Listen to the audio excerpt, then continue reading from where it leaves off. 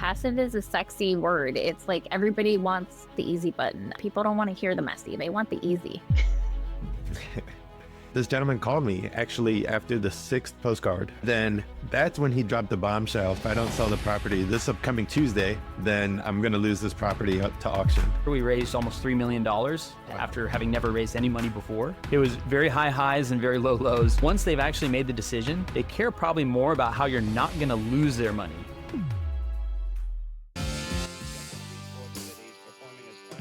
All right, welcome to a special collaborative episode of the Hybrid Real Estate Professional Podcast and the Agent to Investor Podcast. I'm Aaron Amin, and I'm joined by my good friends Anna Bialik and Nico Garcia, who host the Agent to Investor Podcast. And we're going to do a little roundtable today, talk about how 2025 has gone for each of us, and a little look ahead to what we're working on next year. So I'm grateful to do this again. I think this is our third collaboration, but good to have you guys back. Great to be back. Thank you for having us. Awesome. Well, I think we were going to go a little round robin here and just keep it pretty simple, right? Like what have we seen in 2025? What were our goals heading into the year? Where do things stand now and where are we going? So I'm going to go alphabetically and call on Anna. Oh, no. Ladies first. Wait, I mean, technically, I think Aaron goes first if we're going alphabetically. Ooh. Flip the script. Yeah, let us know how's everything's going with you, Aaron. I know you had a pretty busy year. We were just talking about it off camera. You know, this is actually really good because mine could get very long-winded, but if I go first, it forces me to be concise. So I'll accept your challenge. So you're welcome for knowing the alphabet. That's true. That's true. I'm both alphabetically blessed and alphabetically challenged. So. Anyway, okay, I'll accept your challenge. So 2025 for me has been a pretty singularly focused year on a brand new project. Actually, the last time we recorded together, we had just kind of embarked on this journey, but my wife and I are developing and building from the ground up 2 residential assisted living homes here in the Houston area. And so that project is very large in scope. We started researching the business model and scoping out, looking for land. And we actually went under contract early January. And it's, as we record this, it's mid-December. And if everything goes as planned, we will be closing and putting shovels in the ground by early January. So it's almost a full year just from contract to close. And so there's so many things that are comprised within that year. It started with just an idea that we had to flesh out and build a full business plan around. And, architects, civil engineering, raising capital, that was the first, big one for us this year. We raised almost $3 million after having never raised any money before. So that was a journey. It was very high highs and very low lows. But it took I think it was about a 10-week campaign, top to bottom. We did a syndication and we brought on 37 different parties. So to raise just under $2.9 million. And we had to secure a SBA loan, which was another, new thing. So really, the theme of 2025 has been new things and new difficult things. It's been a roller coaster, but we are really grateful. It's been incredible to watch people, buy into this vision we have for the business we're building. It's a really personal business for us. My wife's family and my family, all of our grandparents have had memory disorder, dementia, Alzheimer's. Her father had early onset dementia. And so they were in really subpar conditions in the later years of their life. And that was something that really haunted her. So being able to build these really nice homes where and we're going to run the business too, where she can take that vision of what she wishes her family could have and provide it for others. It's a really, it's a powerful why. So it's allowed us to, put our heads down and grind through some of the challenges this year. But yeah, it kind of 2025 fit pretty cleanly in a package for me where, we started the year focused on going under contract and hopefully we're going to end the year, closing. And it doesn't always line up linear on a calendar like that, but that seems to be the main stuff. And then next year is going to be largely focused on construction. If all goes as planned, we'll have shovels in the ground early January and we should be completely done. Currently it's raw land with a bunch of trees and, when we went under contract, it was zoned as agriculture. This land hasn't been touched or used in a long, long time, if ever. And so we're going to take that and turn it into a full development with, we're going to pave and add, and we will have some landscaping and stuff too, but we're going to build these 2 separate 10,000 square foot homes. So take it from raw land to completion. Hopefully when we do this episode in 2026, that's the conversation we'll be having. So I think that's me in a nutshell. I don't know if you all want to click on any of that. I'd love to. I mean, a lot to unpack there. And Aaron, it's been a lot of fun just, hearing through your show and following you on social, like watching that progress. I know Ann and I don't know too much about the luxury assisted living business model, but I love that that's your why, right? You found something that was in your past, your wife, your parents and things like that. You had a bad experience, right? And you're like, all right, how can I make this like a business model? You're already working in real estate, but how did that actually come into like fruition? Did you know people that were doing that, or did you kind of just go for it? Yeah, it's interesting. So when we first bought rental properties, we were living in Las Vegas. We lived there from 2015 to 2020. We bought a primary home in 2017. We bought our first rental property in that same neighborhood in 2019. And we were had never heard of BiggerPockets, had never met anybody else that was an investor except my parents. So we kind of just had this very narrow lens of what it meant to get into rentals. But buying that first rental, which was a big kind of mental barrier, we had to, I'm sure you talk to a lot of people that have a hard time getting that first deal out of the way. Well, right after we got it out of the way and we broke through that kind of mental barrier, we got a call from our agent 4 months later that he had a package of 2 off-market homes that were being sold, and they actually were already leased to an assisted living operator. And I was like, what do you mean there's a house leased to an assisted living? The phrase assisted living I only ever associated with what are actually more accurately called nursing homes, right? People think of assisted living and they picture nursing homes. So we actually ended up buying those houses. They're incredible deals. They are 4-bed, 2-bath homes, but they're on these commercial style leases, like 5-year, more or less triple net leases. So the operator pays for almost all the repairs with the exception of the major appliances and the roof and stuff like that. And then they rent the rooms individually and provide 24/7 round the clock caretaking. And those 2 homes were for adults with developmental disabilities, not seniors. But it just exposes us to that model that these people that are getting that type of care can be in a home and not sequestered in some like smelly medical hospital facility setting. Yeah. So, but that was 2019, and we didn't really think much of it because they kind of fell out of the sky from our agent that, he had these 2 houses that were already leased. We didn't know how to replicate that. 2024, last summer, I listened to a podcast with someone who's now a good friend of mine, Dr. Alex Schlow. He runs a podcast called the Physicians and Properties Podcast.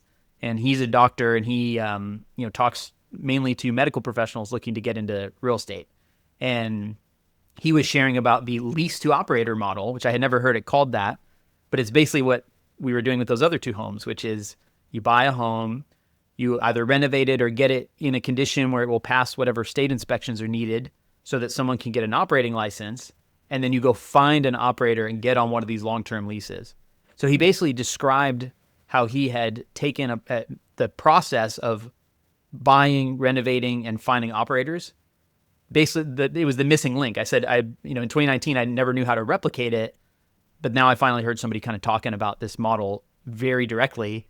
And not only that, but then he started a mastermind group specific to residential assisted living, and not only how to get leased operator homes, but also if you want to become an operator.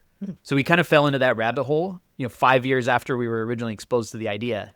And my wife, once she heard, she's always been involved in our real estate business. She's helped with the rentals, and she likes it insofar as it's a great vehicle for all of our goals, but it's not a passionate income.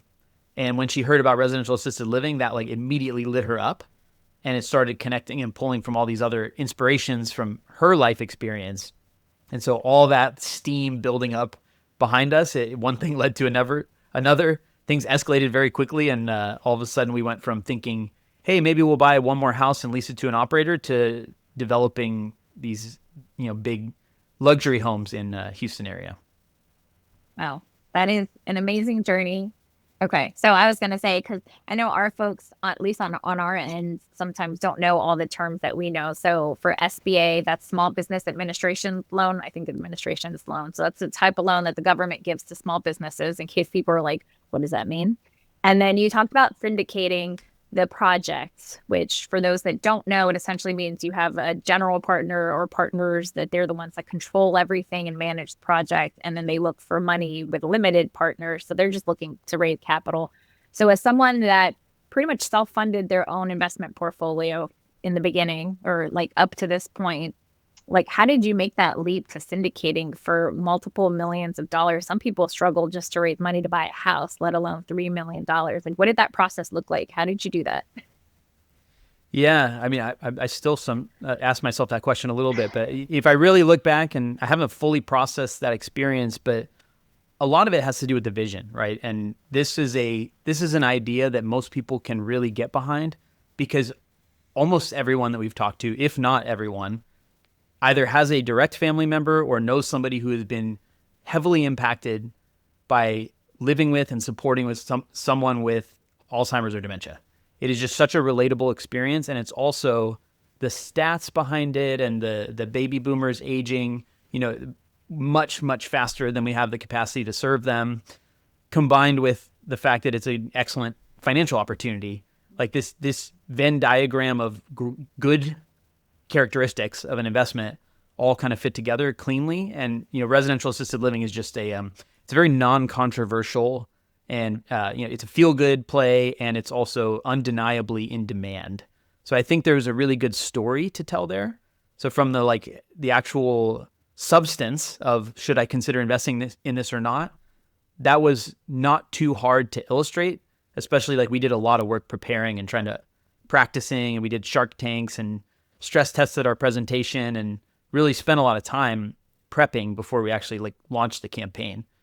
The raising of the money itself, right? Like you can tell the best story in the world, but if you're not telling it to anybody, Yeah. then you're not going to see a lot of return from that. So, it was a long journey. Like I said, it was a 10-week campaign when we were running it, but there was probably 3 months of prep, and there was a lot of stuff to tie up on both sides. Even just structuring all these legal documents and working with a syndication attorney. So I have one more, commentary to what Anna said, which is that, a limited partner by definition is someone who's passive, purely passive. They don't have voting rights the same way they would if they were a partner on like a joint venture agreement. So there's a lot of legality and liability considerations there. And so we spent tens of thousands of dollars on attorney fees, making sure that we really understood what we were doing, and also that we could really understand the interests, how we're protecting the interests of our investors too, because that is a lot of the journey of raising money. And for a big deal like this, most of the people we raised from, this was the first time they were investing in a deal like this. And so you really have to put their mind at ease that everything has been thought through, and that I'm not only acting on my best interest, but also there's a mutual respect for the type of risk that they're taking versus the type of opportunity we're providing. So not a super direct answer to your question, but basically I think those are the ingredients. Okay. Aaron. So did you, sorry, I was going to say, did you advertise it on social media? Did you call an uncle and say, hey, do you have money? Who did you talk to about these opportunities? Yeah, that was going to be my question. I know you're big in the real estate investing community. So who are these individuals, for somebody that wants to do something similar, like a syndication, that they can reach out to?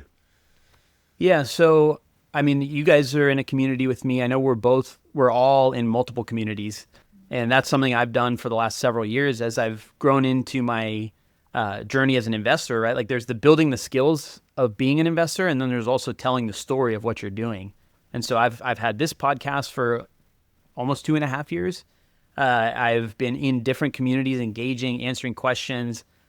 I went from being a member to being a coach in certain instances. And so I have deposited a lot into the bank of trust across a number of different places. And I've done so without asking for much of anything in return for years, right? So I say that to say, I don't think there's a shortcut. I think that by the time we actually went around and had this opportunity to share, it wasn't spamming people and saying, breaking news, I have a giant opportunity. It was just organically sharing the story, and then starting, of course, with your inner circle. So we have family members, we have friends. Like there was a core base of people that probably would trust us, as long as it's not a total dumpster fire of an opportunity, who, that's an easier place to start than randomly posting on the internet. But almost $3 million. I mean, I'm very grateful for what our family was able to contribute, but nobody was sitting around with a $3 million, check they could write. So you did have to work out from there. Like we started with friends and family and close contacts. Then we would share within the communities we were in. Then we would start to share. I did a lot of guest podcasting. I went on, I think, 14 podcasts in 10 weeks or something like that.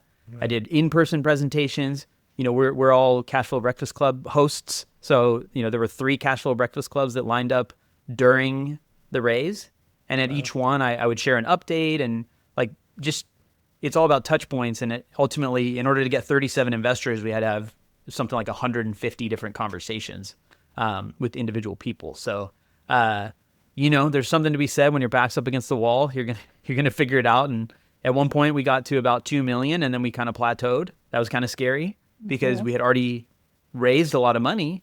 There was no choice but to kind of finish or fail, and failure, in our head was not an option. So I think it started at the center. You work your way out, and I gave a lot of value and spent a lot of time building relationships before I ever had anything to ask for. And then, you do what you got to do to get to the finish line. Yeah, I love that. I mean, you're talking about building that credibility. We talk about credibility packages all the time on our show, but putting yourself out there, being in communities, hosting local meetups. So by the time that this project came around, they're like, oh, I've seen Aaron do this plenty of times. He has a solid business plan. And that's pretty cool to hear that you and your wife, rehearsed it before you actually are, talking to people. That just shows, your level of integrity. And, this is a big project. You mentioned $3 million, and people want to be secure, especially if they're passive investors, right? They understand the value of real estate. You're sold them on the vision of what you guys are trying to do, but at the same time, they want to make sure it's secure. So I think those, for anybody that's looking to get into real estate or things like that, it comes with time, right? You're doing all these steps, and yes, it doesn't pay off originally, but when the time comes, I know that's helped me a ton of, having experience as an agent, as an investor, helps me with clients, helps me with, my private money lenders to show that, hey, I'm doing what I say I'm going to do. And it just builds credibility. Absolutely. One thing I would add too is that, I can't remember even where I heard this, to be honest, but I've talked to a lot of different people who had done large capital raises, right? Like 1-2 million plus. And because you have to talk to people usually outside of just people who already know you. Now you're talking about building a lot of trust with essentially a stranger very quickly, to the point where they would consider investing tens of thousands of dollars of their hard-earned money with you. That is a very, very quick cycle to build trust, right? Like I said, okay, some people I had 2 years of luxury of building relationships with by giving value. Well, if you didn't have that 2 years, then how do you build that same amount of trust in a short period of time? And it boiled down to these kind of two principles, which I think would apply even if you're raising $30,000 of private money to do a rehab on a single family, or you're raising $3 million, which is investors mostly care about. Yes, they want the upside. They want to understand that there is opportunity there. But once they've actually made the decision, they care probably more about how you're not going to lose their money, especially once they've wired it to you, right? Like once it actually leaves their account, psychologically, they're more geared to worry about the downside than they are to be excited about the upside. And so that really helped me frame how we address people's concerns, because we would try and pre-butt their concerns. I don't even know if that's a word. Instead of waiting for a rebuttal, it's like, pre-address their concerns with the things that we knew they might be worried about. So I think that was something that really helped us on that shorter trust cycle. Can you give us an example, Aaron, of the most common Q&As that somebody would have on something like that? Yeah. So and actually this was the benefit of having so many conversations, is that we got to kind of build our own LLM, large language model of sorts, by just ripping all the transcripts of these conversations and pulling themes of the things that people were concerned about. But before we even had those conversations, we knew that new development, people don't know how construction works and they don't know what to expect. So you have to be able to help create those expectations, like in a way that builds confidence, right? So we would bring our construction team in, and we did a couple videos on how they built the timeline and, you know, their experience. We highlighted their credentials, and we said, this isn't Aaron and Andrea Amin taking shovels out and building a luxury home. Like, we have a team, and you know, there's a method behind what we're doing. And, you know, similarly, staffing and quality of care is a big concern. Okay, well, Andrea tells her story and says, like, I will die inside if I were to give like poor quality of care like my father received. Like, so this is a mission driven business, and like the quality will be from the top down, a core tenet of this business. And then, you know, give some tactical examples of how we're going to make that happen. Right. So it's just like relaying the fears that people might have about how this business could fail. And instead, like, kind of reframing it as like, no, this is actually an opportunity to differentiate ourselves and be better than the things that we personally have experienced that broke our hearts. Yeah. And I love that. You know, you're using that in kind of gearing the conversation. You're putting it up front. You're being transparent. I do the same thing anytime I'm working with clients or things like that. And like, you know, try and manage expectations as well, because everybody, you know, it's emotional. Real estate is emotional, right? And if you're putting tens, thousands, sometimes millions of dollars, you know, you want to make sure whatever investment you're doing is secure. So I think you as an operator and setting those expectations up front, answering those questions will help so much, rather than 3 months down the road, they already gave you money and then they're like, what the heck is going on? Like this and that. So I think doing that prep work helps. Yeah, absolutely. And, you know, in just further context, right? Like, we're in Coach Carson's community. He has those lender credibility packets where it's really just an exercise to get people to tell their story in a way that it also builds confidence in yourself, right? Like, if you go through that exercise and you start to realize, even if you don't have a ton of experience, you do have some, like whatever you're doing, you have more than someone who has nothing. And so it's just like figuring out how to articulate that in a way that shows like, I'm here, I'm doing the work, I'm going to like work through problems as they come up. And you just have to inspire that confidence, but not from a place of arrogance, from a place of like willing to be humbled by things you don't know, but giving them trust that you will make decisions that will get to the outcome that you've promised them. Yeah. All right, we are way over my 20 minutes, so. And we could probably go for another 20, 30, because I know there's a lot of technical questions that we'll have down the road. But yes, always want to be mindful of your time and the listeners' time. Of course. Well, I want to hear what's been going on in your guys' world. And alphabetically, if we work through the progression here, I believe we've landed back on Anna.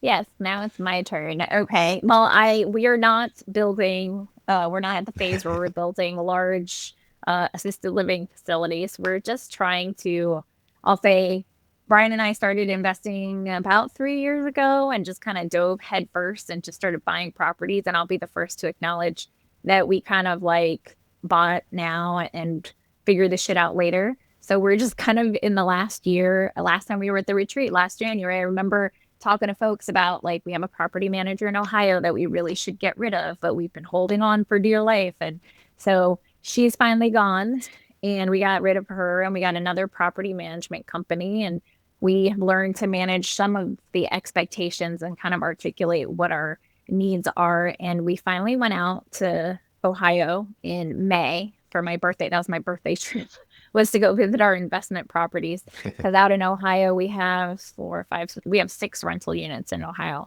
And I'd never been to Ohio, period.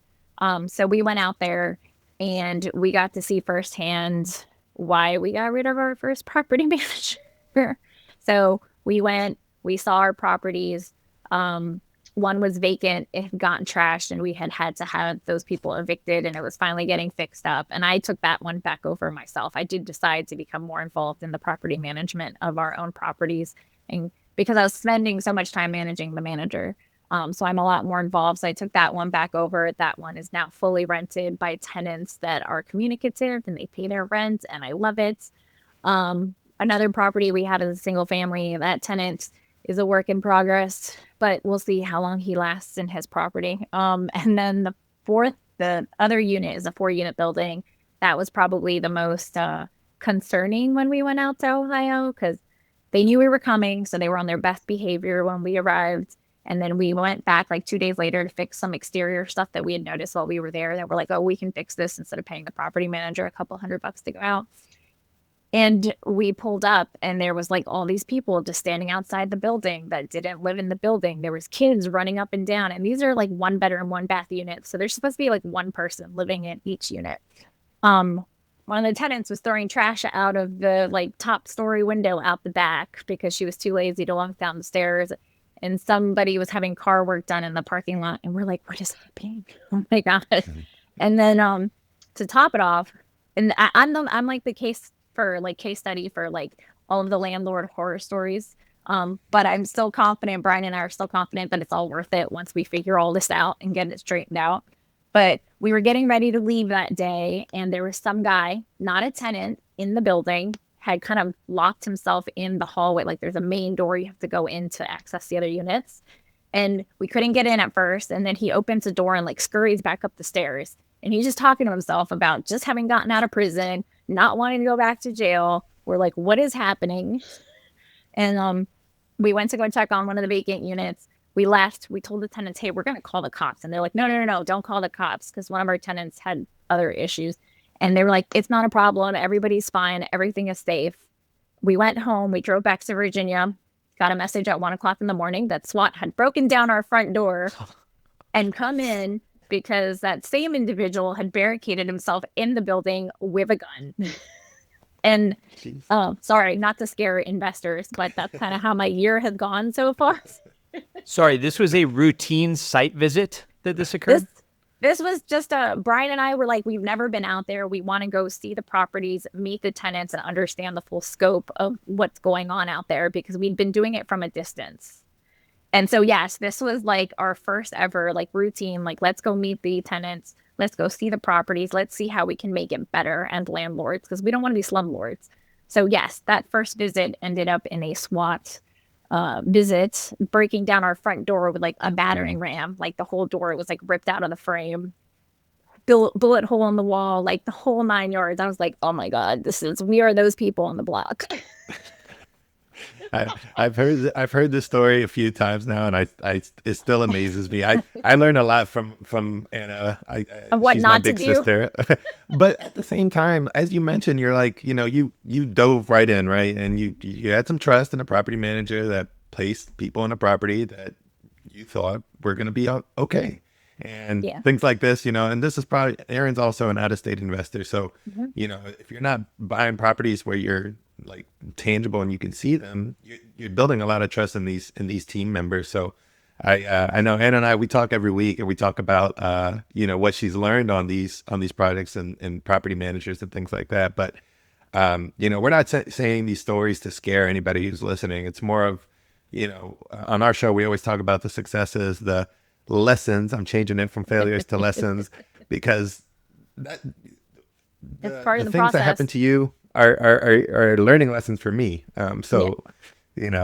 Anybody who's listening, take that with Yes. whatever you think.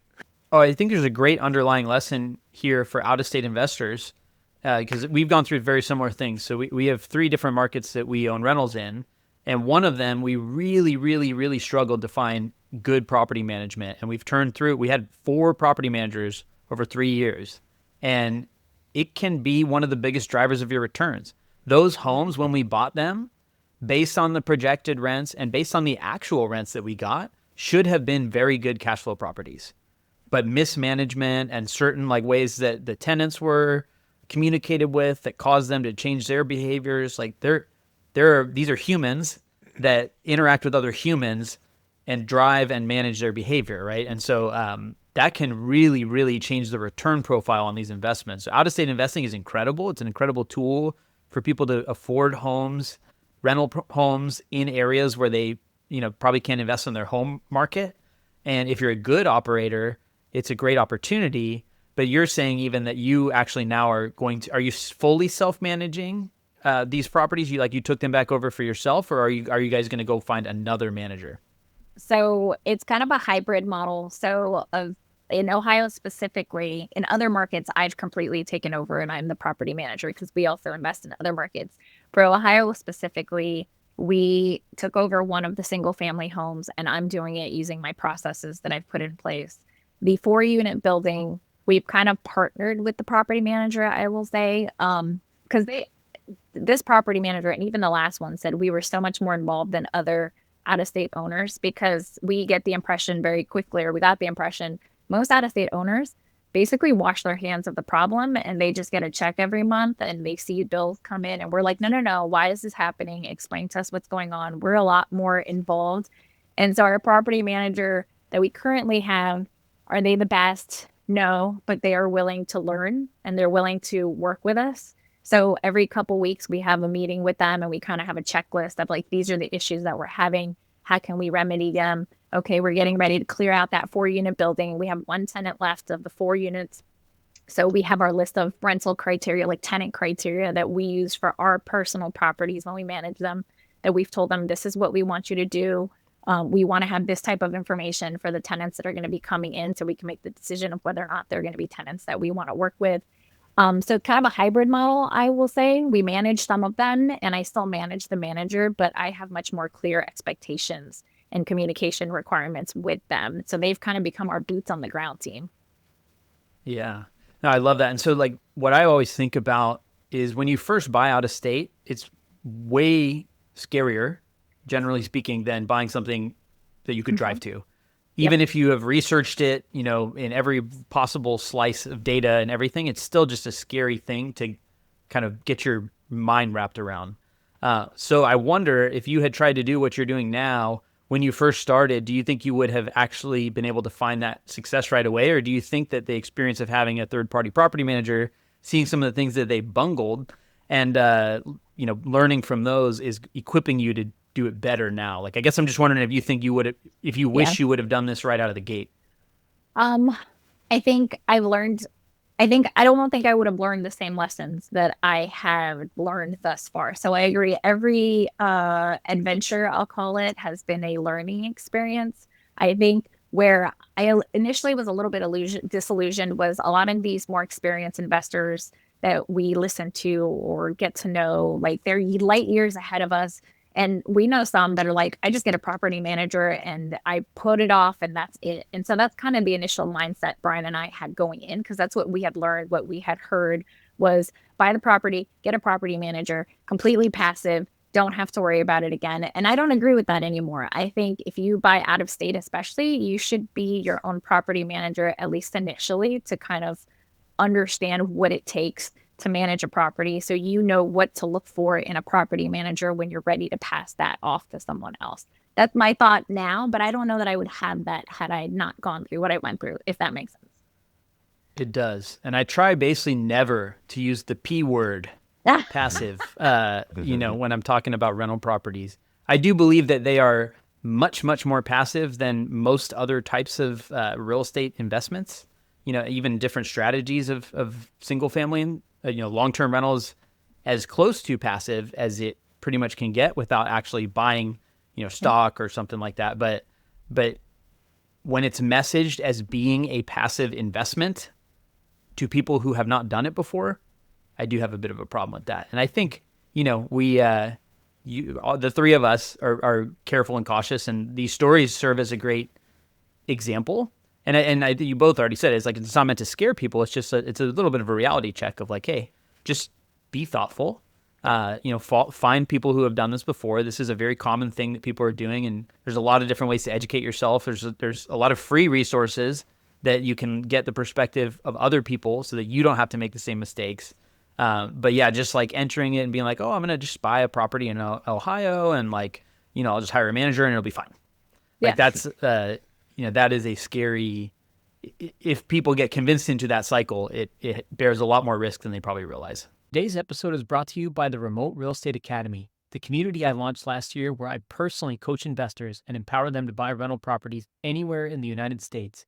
My business partner Nathan and I have a collective 15 years experience with over 20 cash flowing out-of-state rental properties. We provide a step-by-step playbook on how you can build your own portfolio and start accessing the life-changing benefits of real estate investing starting today.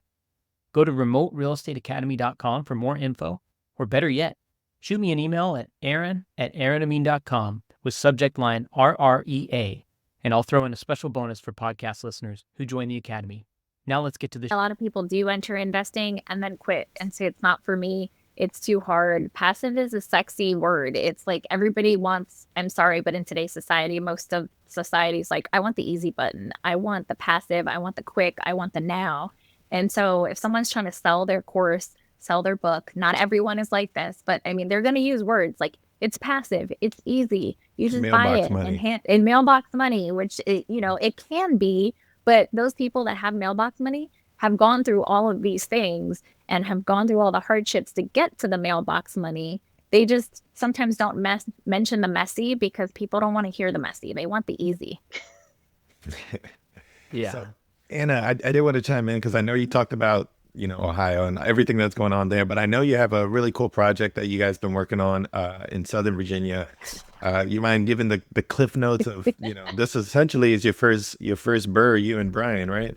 Yeah, so actually there was two of them. There were two single properties. We found them off market. We did through RPM, through Chad Carson's community that we're all a part of. We did like what we call sprints, where we do, I'll say, like these friendly competitions. We sent out mailers. We got two off market deals. And so essentially these were properties. So not only were they out of our market because it's still Virginia, but it's like 4 hours away. So it might as well be a different country.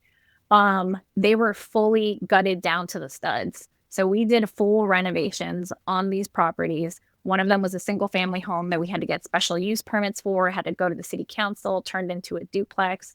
So those projects, there's a whole set of different learning lessons about working with contractors from a distance. I probably should write a book one day. So now those are done. We finally got both of the duplexes fully renovated. That was like a year in the making, which should have been like 6 months in the making, but we had all these roadblocks with the contractors and just dealing with a small town where everybody knows each other and they work at a different speed than we do here in the city, I guess. And we've just learned, and now as we have tenants moving in, those I manage myself. One of the duplexes is completely full. The other duplex has one tenant and one unit that is in the process of getting filled.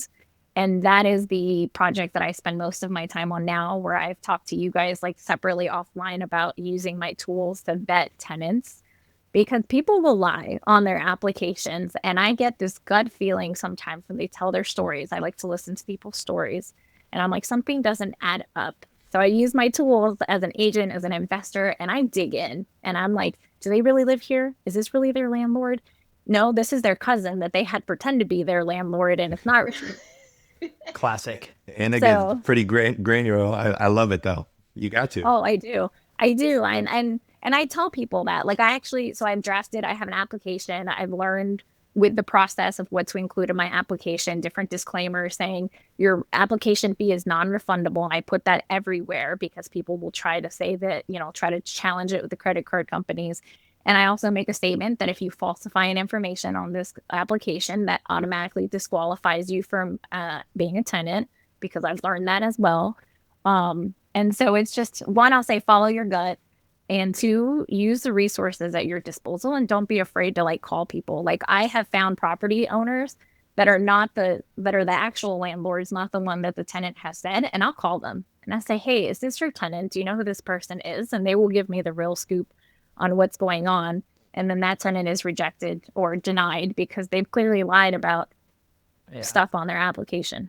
So it's so smart. It's kind of, it's a really weird experience having to sift through applications and drill into someone's life like that.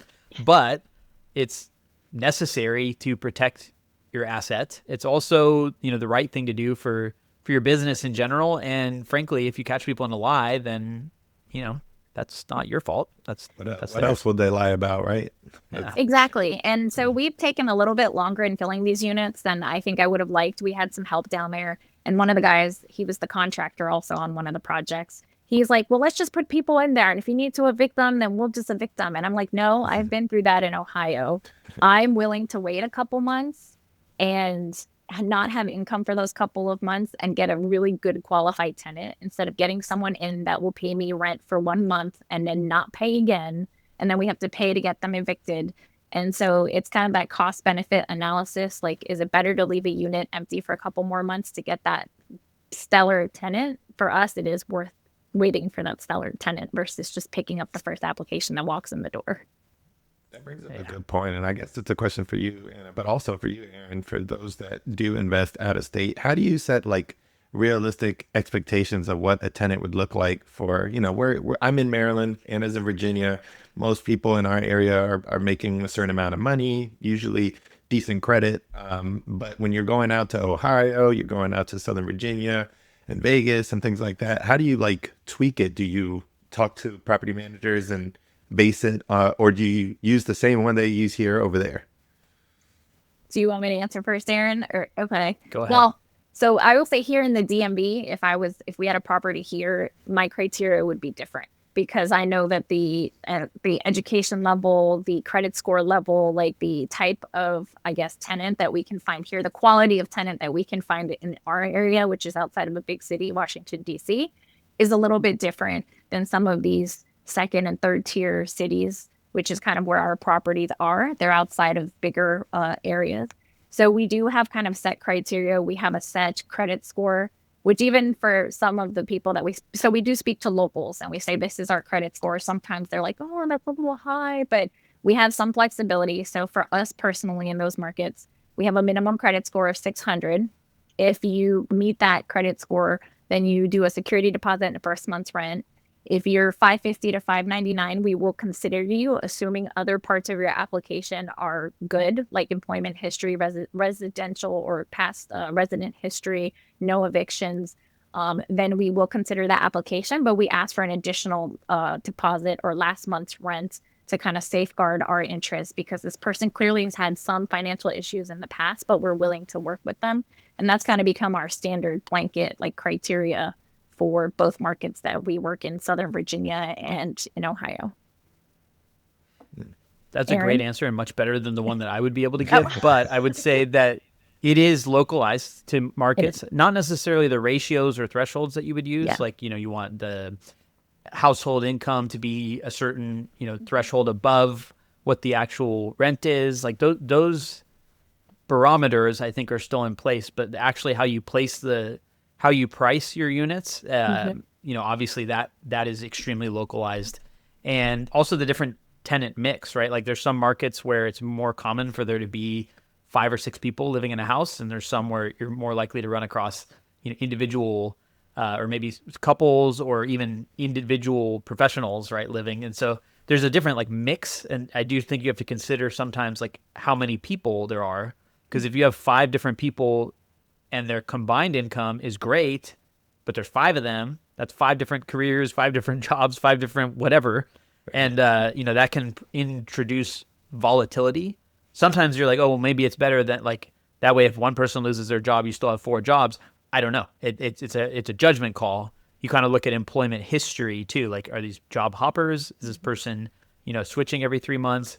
You do want to call the references and make sure that they're real references, like all that due diligence. I actually think that the barometers and those thresholds are important, but it's the double click into the background and sniffing out if anything doesn't add up and, verifying any information that's provided. Like on an application, if somebody puts that they make a certain amount, like I do want to see a paycheck or I do want to see something that can substantiate that.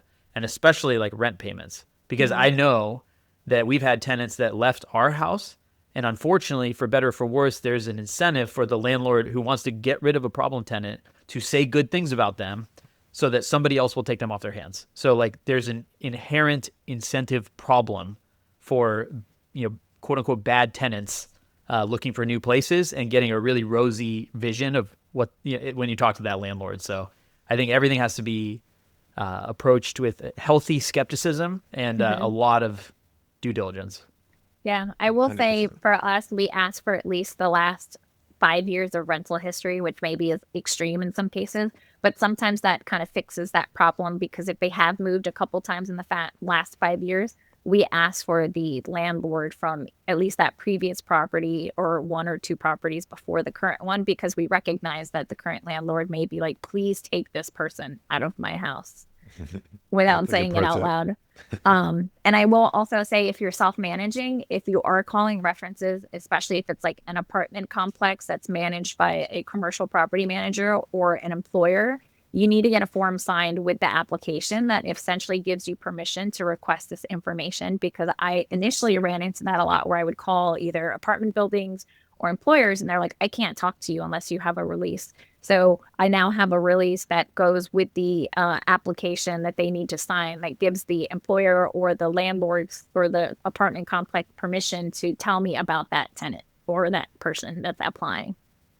It's smart because also, like, just those processes, that it demonstrates that you have experience. It demonstrates also to the applicant that you're running a business. This isn't just like, meet me at the corner and like give me an envelope with cash and I'll hand you the keys. This is like a real process, and you have actual like governance around how you run your business. And I think that can also scare away tenants that are like loosey goosey with how they run their life. So that even in and of itself, just as a posture, can help attract better tenants and turn away no bueno ones. It does. It does. We have a pre-screening form that it's a Google form that I have people fill out before I'll even schedule a showing. And that's to weed out the tire kickers. And I tell them, I'm like, this is a Google form. It's a free pre-screening prospective tenant form. You have to fill this out before I will even schedule a showing of the property, because there's so many people that are like, click, is it still available? Because that's the automatic bubble that comes over from like Zillow or whatever. And then I never hear from them again. And then I'm like, okay, moving on to the next, because they didn't even bother to fill out the free Google form. The pre-screener, right? You screened. Yeah. Like you cast a wide net, and then you vet, and then you vet, and then you get, hopefully a quality tenant that's going to pay on time and take care of the property. Yes. So it's we've not been the most. lucky. Yeah. No, I'm not lucky. I mean, you guys have been working on the craft, and it's not the most sexy topic, but it's so important. I think it was worth spending a few minutes on. And thank you for sharing those lessons. Yeah, of course. What's your And big then- 2026 goal before we rotate? Oh, Jesus. Okay. I mean, right now, okay, that's 2025, 2026. I think I know what it is. So it's two pronged. You know about at least one of these. So we're working on getting plans approved for an ADU in our own backyard here in Northern Virginia, so we can have rental income generated from our backyard. And then the other thing that we're working on is in this market down in Southern Virginia, where we have these two duplexes. We've talked to the city council. We've made relationships with them. And we know that the city owns a lot of lots that they've purchased over the years because of various reasons.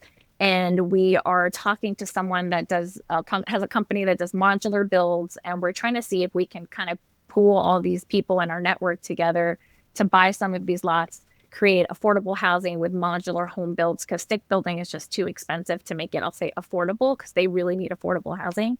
So part of our project this year is kind of talking to the modular home builder, seeing if we can come to an agreement to buy these lots and put some modular homes on them and create affordable housing for the community. I love that. We're gonna have to hear more about that as we roll into the new year.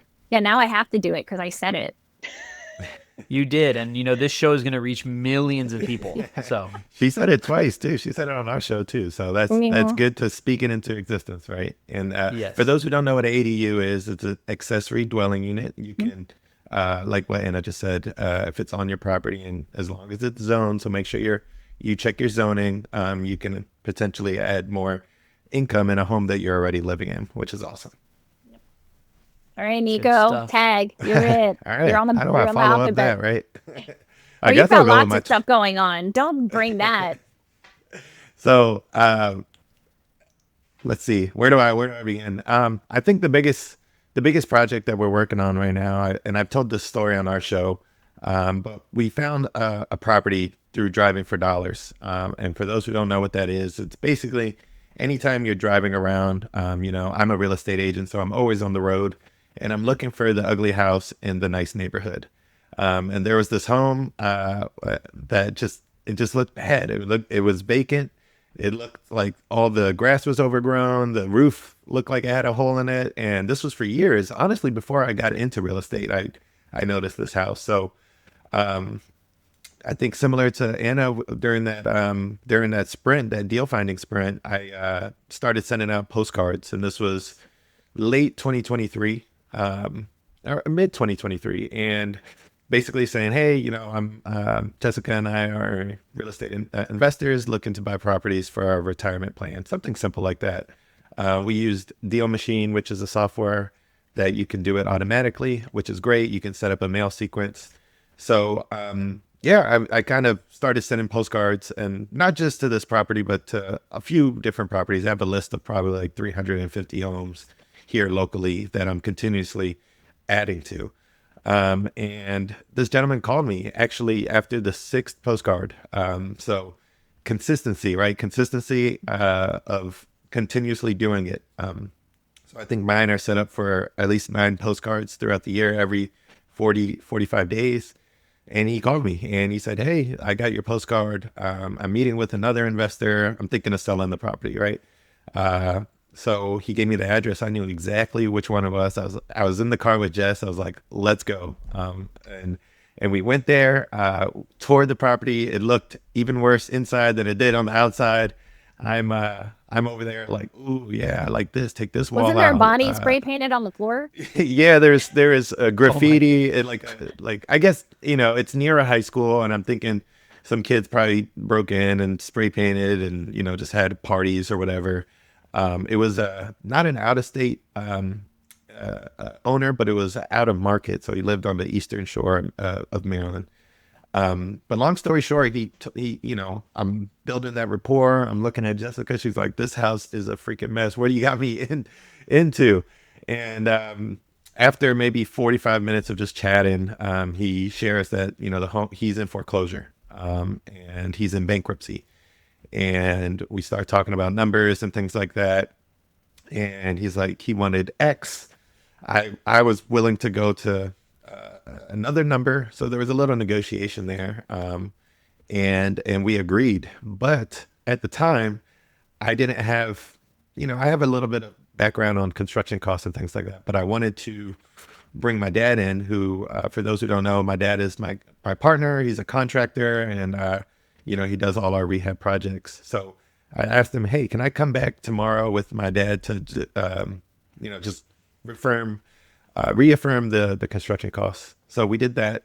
And he kind of gave me the same ballpark. And then that's when he dropped the bombshell. So it was a Friday where we met, and he said, hey, like, if I don't sell the property this upcoming Tuesday, then I'm going to lose this property up to auction. And I'm like, oh shoot, like it's a Friday. I think it was 4 p.m.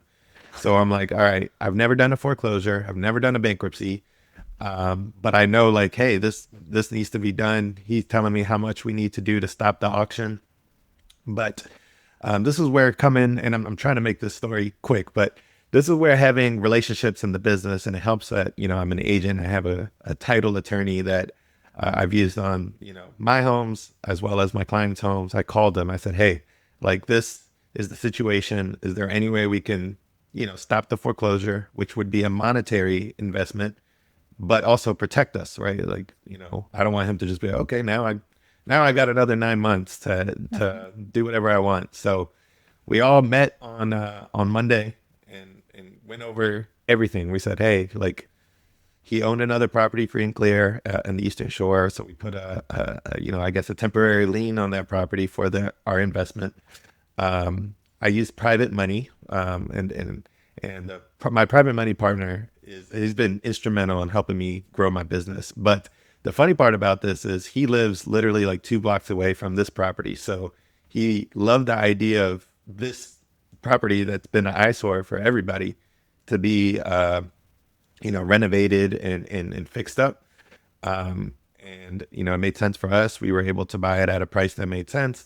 And then it made sense for the seller. He's going to, after all the bankruptcy and things like that, he's going to walk away with some money. So long story short, we were able to get that. It took a little bit longer. So for anybody who's interested in foreclosures and bankruptcies, definitely reach out to me, because it took longer to actually get to the finish line in terms of closing than I thought it would. It took almost two 2 to 2.5 months, just being under contract, because technically he can't sell it without going to the bankruptcy court and things like that.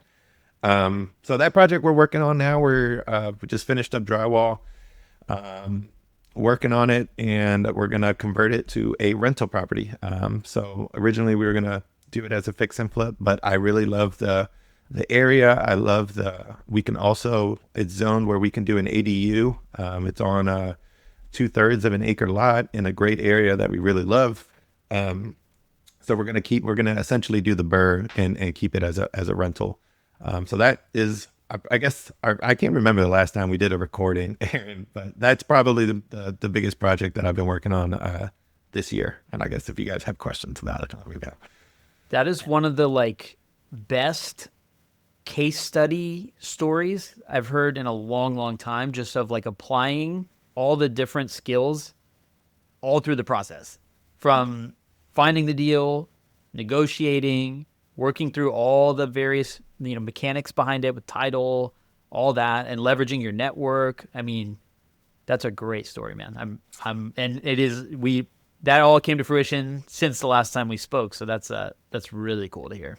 Yeah. And, I give a lot of credit to obviously our community. I get these conversations okay, sending out postcards. That's great. What does that look like when they call you? And to be honest, I had a few calls. I never got anything that actually, closed. So this case study is more of hey, when somebody calls, you need to be ready to go meet with them and have that conversation. I've done sales even before I was in real estate. I used to sell solar panels. So I feel comfortable with talking to people about the property, really asking questions, trying to dive into what they really need. And this gentleman really needed to sell quickly, and being able to help him with that by asking questions is very important for anybody who's looking to try and get off market deals. Yeah. And I'm sure go ahead. No, I'm just going to speak to the power of consistency, because obviously this gentleman knew he was in trouble if he was in bankruptcy and foreclosure, which are two different issues by themselves. So he wasn't ready until, 4 days before it was all going to hit the fan. So this is where just being consistent, it's hard because you want immediate results, like I said earlier, but you were 9 postcards in before he finally was you know what, I probably really should call this guy, because I had a week. Yeah, I think it was 6 out of 9, but it's true though, consistency, because I heard a story of somebody that does direct mail, which is postcards, and they stopped after 3 or 4. They're hey, that doesn't make sense. But another investor sent one maybe a couple of days later, and they get the deal because they keep seeing these postcards, right? So yes, it comes to a point where all right, 10 postcards and this person never reached out to me after 2 years. Maybe you switch your strategy, but staying consistent and making sure that you're making these touch points. And it doesn't have to be postcards, right? If you want to be more aggressive, you can even door knock, you can cold call, send emails. The cool thing about that deal machine is you get a lot of information. It's almost scary how much information you can get, but you can reach out to them in various ways to hopefully help them, which I think we did. I will say proceed with caution, though, because if you knock on a door, you want to be careful that someone isn't going to come and be aggressive. And if you're a licensed agent, you have to make sure they're on the do not call list, because you can get in trouble for calling someone on the 100%. Do not call list, especially if you're a licensed agent. Okay, Aaron, go ahead. No, I was just going to say, I've heard stories about people that stopped marketing. Maybe they marketed to someone for 10 or 12 months in a row, and then they get a call 2 years later from a postcard that person put on, in a drawer somewhere. Mm-hmm. So that marketing has, it feels difficult emotionally and from a business perspective to spend money sending things out month after month. But I've just heard so many stories, including the one you just told, of if you stick through, ultimately, if you're targeting the right people, and if you're culling your list and making sure you're not marketing to people that clearly are, not within that range of who you're targeting. If you're disciplined and you stick to a system and you do it consistently over a long period of time and you continue to build your skills, success feels inevitable. Yeah. Right. At least, in the long run. And that's a great example. One thing that I love about that specific list, that Driving for Dollars list, is it's unique to you, right? You know, a lot of people can go buy lists like, you know, pre-foreclosure list or tax lien list or probate list from the county. And a lot of investors are going to be reaching out to them. And, you know, a property that, you know, you add to your list specifically because you're driving around, you know, it might be a list of 300, you know, 400 houses. You know, I'm always on the road, so I'm always adding to it. But that is somebody, you know, this particular seller did get another investor because it is kind of like on a busy street. But you know, you never know who you'll talk to. So I for anybody listening, I'd highly vouch for, you know, even if you're not a investor or just an agent, just look around and look at homes. You know, look at the house with the blue tarp on the roof or the overstuffed mailbox. You know, those are things to, you know, put a light bulb in your head and say, hey, maybe I'll add it to my list. And if you're in Maryland, definitely reach out to me so I can add it to my list. Love it. So what lies ahead in 2026 for you? 2026. So I think we talked about this on our last episode, Anna, is so I've strictly, Anna and I journey timeline wise is kind of similar, right? We started as agents. We became investors about 2 to 3 years ago. But our strategies are a lot different, right? She's been doing out of state, and Danville's also kind of out of state, where I'm strictly been local. You know, all 3 of our rentals are here locally, self-managed. And I've done a few fix and flips here locally as well. But I do love the idea to have a cash flow rental out of market. Now, what that looks like, I'm not exactly sure yet, but I'm kind of speaking it to existence once we stabilize and get this one. I'm hoping, you know, early January and get it rented out, that we can focus on doing an out-of-state market. So what we're doing is, I guess I didn't mention this. My wife, Jessica and I are house hacking. Thank you. Also, the biggest accomplishment of this past year. Got married. I'm going to call that out Small later. footnote. Yeah. Got married. She's gonna love when she hears this. But we are house hacking. So for those who don't know what house hacking is, you buy a property, whether it's a small multifamily or in our case it's a single family home, and we're renting out a portion of our home to help either offset our mortgage or to help snowball to the next investment. So what we're doing is we're midterm renting our basement, which is, it's kind of like its own separate mini unit. We essentially have our home as like a duplex. And we're midterm renting, where anywhere from 1 month to, I think our last tenant was there for like 6 months, and she was awesome. So we're going to use that income that's coming in to snowball to the next investment. Whether that's another house hack or whether that's an out of state. I really want to do the out of state to diversify our portfolio. I love our area. It is not a cash flow market unless you're putting a lot of money down. So I've been, you know, listening to people with you. That's the benefit of being in a community of a lot of people that are doing it. It kind of normalizes it. So, you know, I broached the subject with Jess, and she's all on board. So it's just a matter of time. Hopefully, you know, next year we can pull the trigger on something like that. Amazing. Well, I just also want to applaud that, you know, being in a high cost of living area and being able to build a portfolio creatively. You're using house hacking, you got this foreclosure, like these are not necessarily easy things to do, but it also proves that it can be done, right? You might not be buying, you know, left and right $100,000 properties because you're in a different price point, but like it can be done. And your story is proof of that. So I think there's a good lesson there too. You don't have to just default to out of state if you feel like your market's unaffordable. There's different ways to buy things at discounts, different ways to get into deals. And especially if you're in the industry like you are, there's a lot of resources you could probably leverage. So I think that's a really cool, challenging the assumption that you just simply cannot invest in a high cost of living market. You definitely can. Yeah, and I'll caveat that because a partner like Anna and I, we both invest, you know, here locally as well, and we use different strategies, right? Like I really leveraged my private money partner. He values us as, you know, contractors, finding deal finders, and he loves the idea of growing his money. Whereas Anna, she's really used her HELOC, which is another tool that you can use. A lot of people are like, how the heck do you invest? Well, there's if you find a good deal, you can talk to people. And there's plenty of these people, believe it or not, as long as you're, and this is where that credibility comes in that Aaron talked about in the beginning episode, right? Like this comes with time, having conversations. I know all of us do a lot of social media, social media marketing where it's organic, right? We're talking about what we're doing. Essentially, that's what we're doing right now, right? Telling people what we're doing. And then maybe that sparks, okay, hey, a friend of mine has a property that's, in distress or something. And they're like, hey, I know Nico might be the guy to call, when it's time to sell, whether he helps me as an agent, whether he would like to buy it himself. So doing these things proactively before it actually comes is really key, I would say. Love it.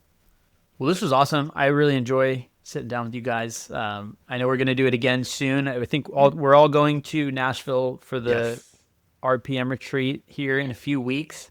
And I'll look forward to our debrief. I hope that it'll be an annual tradition. The last one was one of my favorite episodes. But really cool to hear all the stuff you guys have done this year and then all the stuff you're looking ahead to. It's so fun to see just how much can be accomplished in a year if you dedicate yourself, stay organized, continue to focus on skills, and also just enjoy life along the way. So I hope we can do this again soon. 100%, Aaron. Yes. It's always fun chatting. I think your project that you're working on is really cool. We're gonna have you come back on our show so we can do all the details and technical, because I'm sure Anna and I have tons of questions, especially once you get to that next phase of actually building. So it's always fun chatting with you. I look forward to seeing you in Nashville. Yay. Awesome. Thanks, guys. Thank you, guys. Thank you for making it to the end of today's episode. As you may know, podcasts are very difficult to grow organically. If you're getting value from today's episode, I'd deeply appreciate if you could take 30 seconds to leave my show a 5-star rating and review. This will go a long way to helping me reach more listeners just like you. Thank you so much in advance.